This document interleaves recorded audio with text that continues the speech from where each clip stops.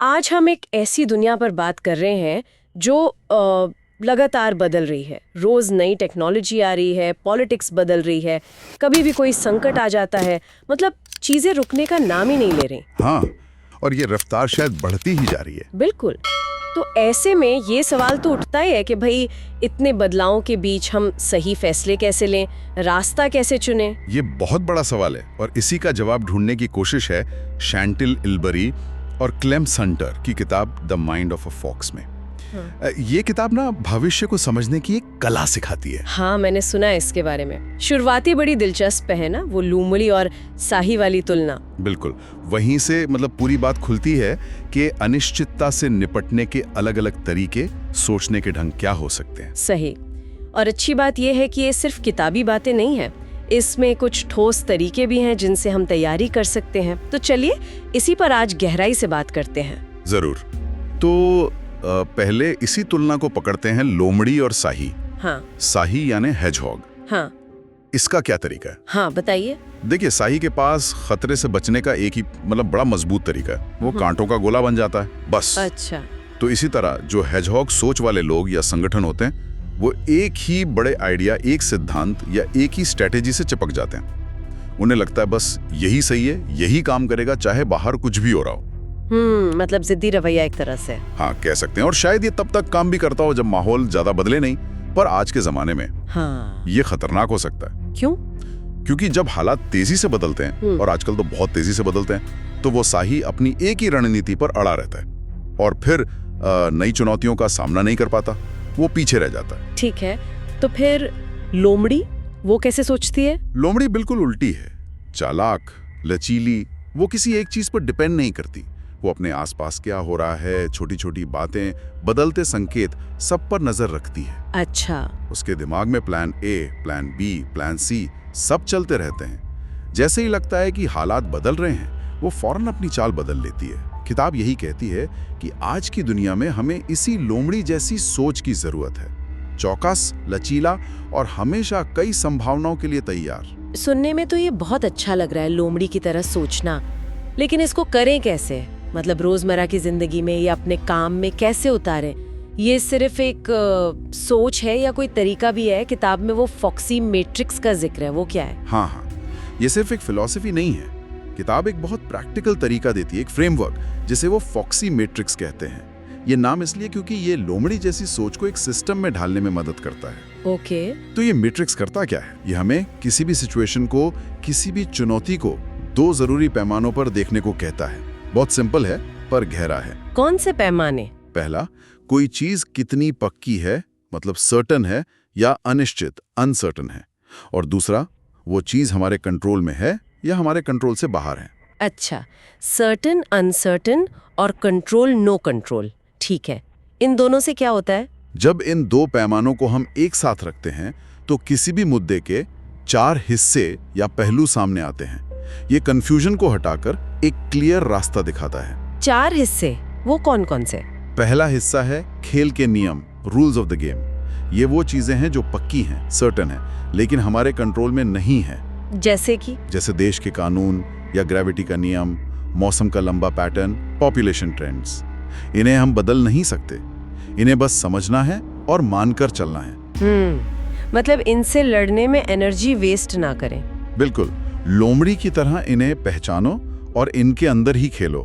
अब दूसरा हिस्सा, और ये शायद सबसे अहम है, वो है बड़ी अनिश्चितताएं, की अनसर्टेनिटीज। अच्छा। ये वो बड़े सवाल हैं जिनका नतीजा हमें नहीं पता, अनसर्टेन है, लेकिन उनका असर बहुत बड़ा होगा और ये हमारे कंट्रोल से बाहर भी हैं। उदाहरण देंगे? जैसे कोई नई टेक्नोलॉजी कब मेन स्ट्रीम बनेगी, अगला इकोनॉमिक क्राइसिस कब आएगा, चुनाव कौन जीतेगा। ये वो बड़े सवाल हैं जिनके जवाब किसी को पक्के तौर पर नहीं पता। यही लोमड़ी वाली सोच काम आती है। इन पर नजर रखो क्योंकि इनका कोई भी नतीजा पूरा खेल बदल सकता है। ये वो वाइल्ड कार्ड्स हैं जिनके लिए तैयार रहना है। ठीक है, अब बाकी 2 हिस्से, वो शायद हमारे कंट्रोल वाली चीजों से जुड़े होंगे। हाँ बिल्कुल। तीसरा हिस्सा है विकल्प, ऑप्शंस। ये वो अलग अलग स्ट्रैटेजी, प्लान या कदम है जो हम उठा सकते हैं। ये पूरी तरह हमारे कंट्रोल में है। अच्छा। और ख़ास बात यह है कि हमारे ये ऑप्शंस अक्सर उन बड़ी अनिश्चितताओं पर निर्भर करते हैं। हम पहले से सोच सकते हैं कि अगर अनसर्टेनिटी ए हुई तो हम ऑप्शन एक्स चुनेंगे, अगर अनसर्टेनिटी बी हुई तो ऑप्शन वाई। यहीं पर लोमड़ी की तरह कई रास्ते सोचकर रखना काम आता है। समझ गई। और आखिरी हिस्सा? आखिरी है फैसले, डिसीजंस। जब हमने खेल के नियम समझ लिए, बड़ी अनिश्चितताओं को पहचान लिया, अपने विकल्पों पर सोच विचार कर लिया, तब हम चुनते हैं कि अभी कौन सा रास्ता लेना है, कौन सा ऑप्शन चुनना है और उसे लागू करना है। ये फैसला लेना हमारे कंट्रोल में है। तो ये मैट्रिक्स एक तरह से पूरी सिचुएशन को खोल कर रख देता है, क्या पक्का है, क्या कच्चा है, क्या हमारे हाथ में है, क्या नहीं। एकदम सही, ताकि हमारे फैसले हवा में न हों बल्कि सोचे समझे हों। ये तो बहुत उपयोगी लग रहा है। लेकिन आपने उन बड़ी अनिश्चितताओं की बात की, किताब में इनसे निपटने के लिए वो भविष्य की अलग अलग कहानियां या परिदृश्य सिनेरियोज बनाने की बात भी है। वो कैसे होता है, मैट्रिक्स से कैसे जुड़ा है? हाँ, ये बहुत जरूरी पॉइंट है। ये परिदृश्य नियोजन यानी सिनेरियो प्लानिंग फॉक्सी सोच का एक प्रैक्टिकल टूल है और ये सीधा बड़ी अनिश्चितताओं से जुड़ता है। कैसे? जब हम मैट्रिक्स में उन बड़ी अनसर्टेनिटीज को पहचान लेते हैं जिनका नतीजा कुछ भी हो सकता है और असर बहुत ज्यादा होगा, तो हम सिर्फ एक फ्यूचर सोचने के बजाय उन अनिश्चितताओं के अलग अलग संभावित नतीजों को मिलाकर भविष्य की कई मुमकिन तस्वीरें बनाते हैं, प्लॉजिबल तस्वीरें। अच्छा, जैसे कोई कंपनी अगले 5 साल की प्लानिंग कर रही है, तो वो क्या करेगी?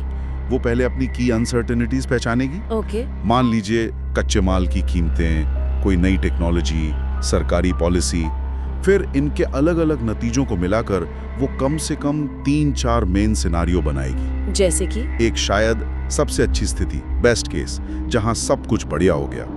एक सबसे बुरी स्थिति, वर्स्ट केस, जहां सब गड़बड़ हो गया। और एक दो बीच के रास्ते, मिडिल ग्राउंड, जहां कुछ अच्छा कुछ बुरा हुआ। लेकिन क्या ये सब करना प्रैक्टिकल है?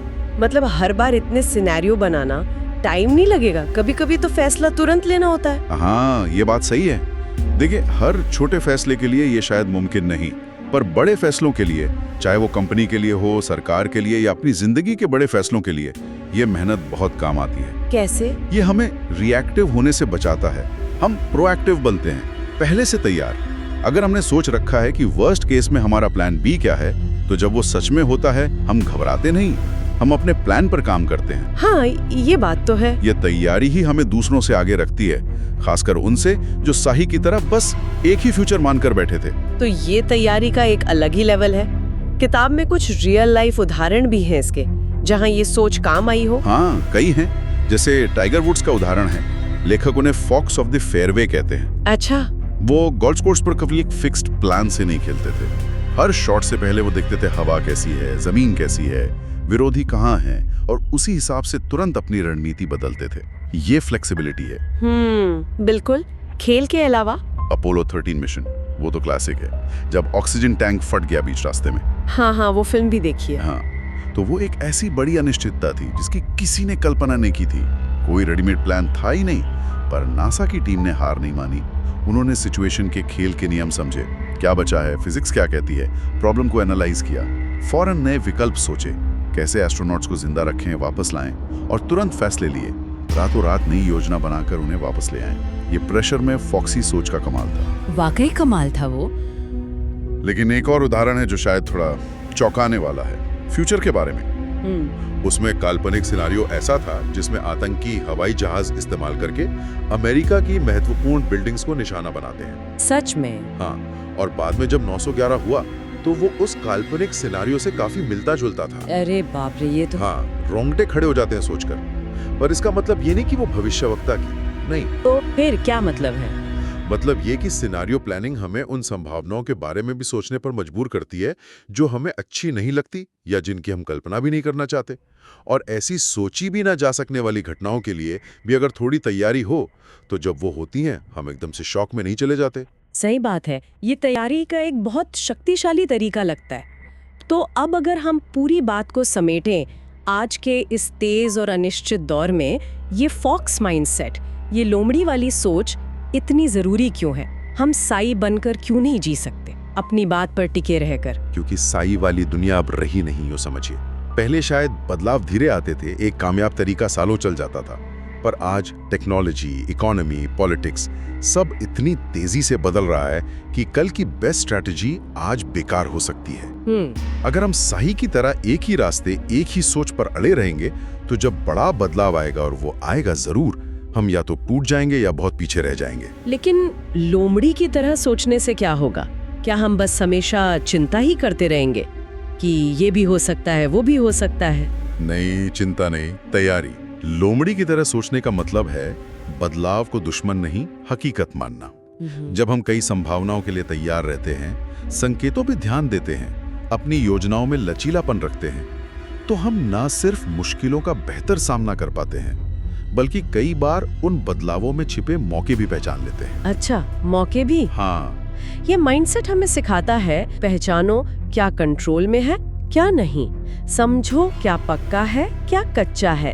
भविष्य की कई तस्वीरें बनाओ और हर तस्वीर के लिए अपने ऑप्शंस तैयार रखो ताकि सही वक्त पर सही फैसला ले सको। तो the mind of a fox का सार यही है कि आज के जमाने में असली जीत सिर्फ पैसे या शोहरत में नहीं, बल्कि बदलते समय के साथ ढलने की क्षमता में है, तैयारी में है, एडेप्टेशन में। बिल्कुल सही कहा आपने। जो लोग, जो टीम, जो संगठन लोमड़ी की तरह चौकस रहते हैं, बदलाव को जल्दी भांप लेते हैं, अलग अलग हालात के लिए पहले से सोचते हैं और जरूरत पड़ने पर तेजी से रास्ता बदल सकते हैं, वही लंबी दौड़ में टिकते हैं और कामयाब होते हैं। ये लचीलापन ही सबसे बड़ी ताकत है। हाँ, ये लचीलापन, ये अनुकूलन क्षमता, ये सिर्फ मुश्किलों से बचाती नहीं, मुश्किलों में भी आगे बढ़ने के रास्ते दिखाती है। इस पूरे बातचीत के बाद एक सवाल मन में आ रहा है हम सबके सोचने के लिए। अपने काम में, अपनी जिंदगी में वो कौन से छोटे छोटे संकेत या ट्रेंड्स हैं जिन्हें शायद हम अभी अनदेखा कर रहे हैं, पर वो आने वाले किसी बड़े बदलाव की तरफ इशारा कर रहे हो? अच्छा सवाल है। और उन संकेतों के आधार पर हमारे लिए भविष्य के कौन कौन से अलग अलग परिदृश्य बन सकते हैं, कुछ अच्छे, कुछ मुश्किल, कुछ मिले जुले। शायद इन सवालों पर सोचना ही अनिश्चित भविष्य के लिए लोमड़ी की तरह तैयार होने की दिशा में पहला पर सबसे जरूरी कदम हो।